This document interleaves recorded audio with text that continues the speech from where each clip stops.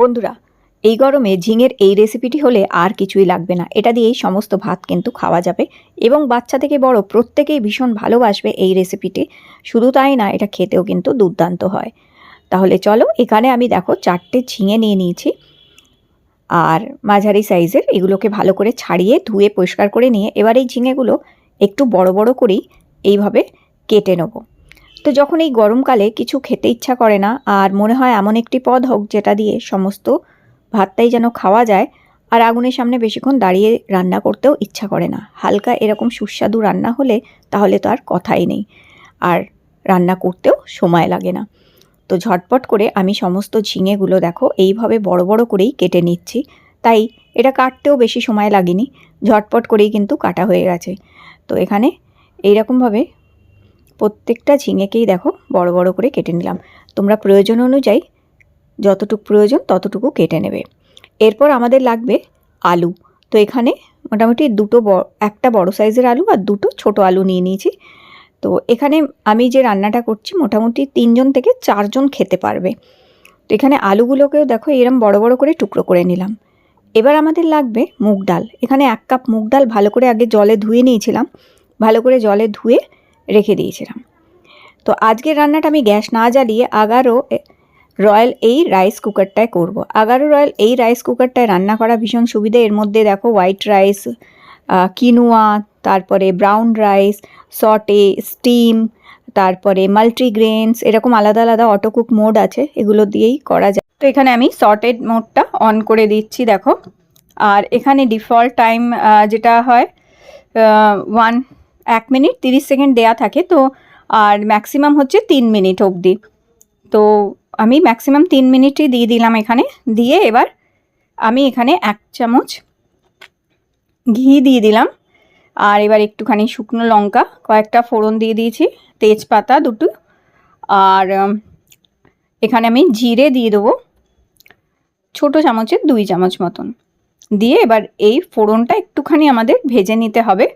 তো একটু নাড়াচাড়া করে এটাকে আমি একটুখানি ঢাকা দিয়ে রাখবো কিছুক্ষণ, 30 সেকেন্ড মতন ঢাকা দিয়ে রাখলে এটা খুব সুন্দর ফোড়নটা ভাজা হয়ে যায় এখানে। তো একটু নাড়িয়ে চাড়িয়ে আবার একটু ঢাকা দিয়ে আমি আরও 30 সেকেন্ড রেখে দিয়েছিলাম। এরপর এখানে একটুখানি আমি আদা কুচানো দিয়ে দিলাম। আদা কুচি দিয়ে আবার এটাকে ভালো করে নাড়িয়ে চাড়িয়ে নিচ্ছি। একটুখানি আদাটাকে এইভাবে সটে করে নেব। তো যেহেতু এই রাইস কুকারটার মধ্যে সটেড মোড আছে তাই এইভাবে এগুলো সটে করা যায়। আর এরপরে এখানে দেখো কাটা যে ঝিঙেগুলো ছিল সেগুলো দিয়ে দিলাম। দিয়ে আবার এই মশলার সাথে একটুখানি নাড়িয়ে চাড়িয়ে নিচ্ছি ভালো করে।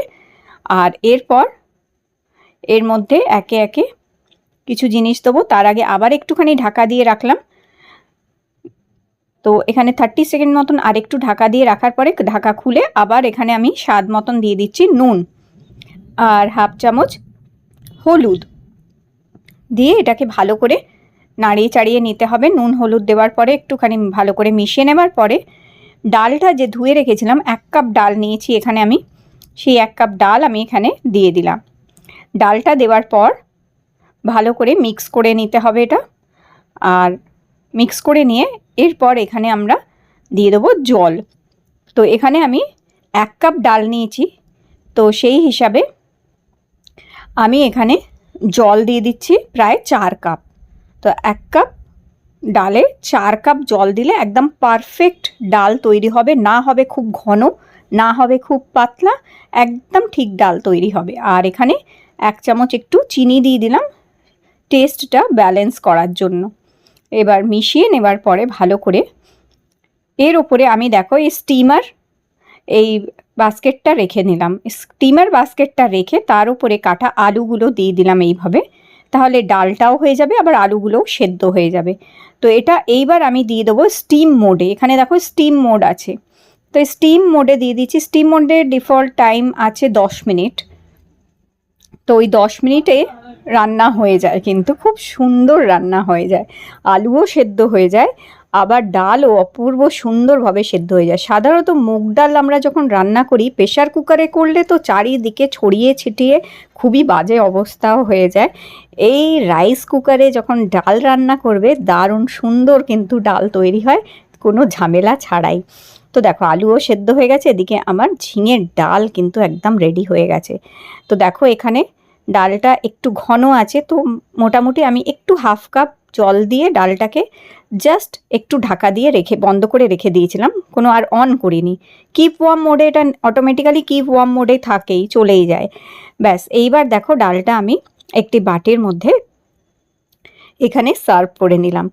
একদম পরিষ্কারভাবে সুন্দরভাবে মুগ ডাল ঝিঙে দিয়ে তৈরি হয়ে গেছে।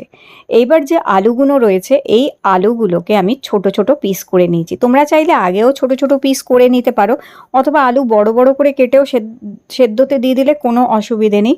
আর চাইলে আলু যদি ছোট করে এরমভাবে না কাটতে চাও, হাত দিয়ে ম্যাশ করেও নিতে পারো। তো এই আলুগুলো দিয়ে আমি একটু জিরা আলু বানাবো। ডালের সাথে জিরা আলু দুর্দান্ত লাগে খেতে। তো এখানে দেখো আলুগুলো কেটে নিলাম আমি, সেদ্ধ আলুগুলোকে।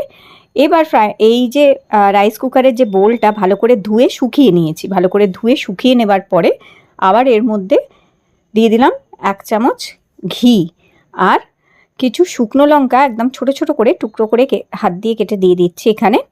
আর দিয়ে দিচ্ছি বেশ কিছুটা জিরে, গোটা জিরে এখানে দিয়ে একটু ঢাকা দিয়ে রেখে দেবো। সটে মোডেই এটা আবার অন করে দিয়েছি আমি। তো একটু 30 সেকেন্ড মতন ঢাকা দিয়ে রাখলে ভালো করে ফোড়নটা ভাজা হয়ে যায়। রাইস কুকারে আরেকটা সুবিধা আছে, বিশেষ করে এই আগারোর এই রয়্যাল রাইস কুকারটায় একটা সুবিধা এটাই হচ্ছে, জিনিস পুড়ে যাবে না, সুন্দর মতন ভাজাটা হয়, সুন্দর সেদ্ধ হয়, কোনো জিনিস লেগে যাওয়া, পুড়ে যাওয়া, বারবার নাড়াচাড়া এগুলো করতে হয় না। আচ্ছা, এখানে আমি দিয়ে দিলাম 1 চামচ ধনের গুঁড়ো, 1 চামচ জিরে গুঁড়ো, একটু হলুদ সামান্য, আর একটু নুন দিয়ে আবার এই মশলাটাকেও একটু নেড়ে চেড়ে নিয়ে ভালো করে, আর এরপর আবার একটুখানি ঢাকা দিয়ে রেখে দেবো 30 সেকেন্ড মতন। 30 সেকেন্ড ঢাকা দিয়ে রাখার পর আবার এটা দেখো খুলে নিয়েছি। আর এখন দিয়ে দিচ্ছি কিছু কাঁচা লঙ্কা, এখানে কাঁচা লঙ্কা দিয়ে ভালো করে এগুলোকেও একটুখানি এখানে নেড়ে চেড়ে নিচ্ছি। আর এরপরে দিয়ে দেবো সেদ্ধ করা আলুগুলো। সেদ্ধ করা আলুগুলো দিয়ে আবার ভালো করে মিক্স করে নেব। ভালো করে মিক্স করে নেওয়ার পর মশলার সাথে এরপর এর মধ্যে ধনেপাতা কুচিটাও দেখো দিয়ে দিলাম আমি।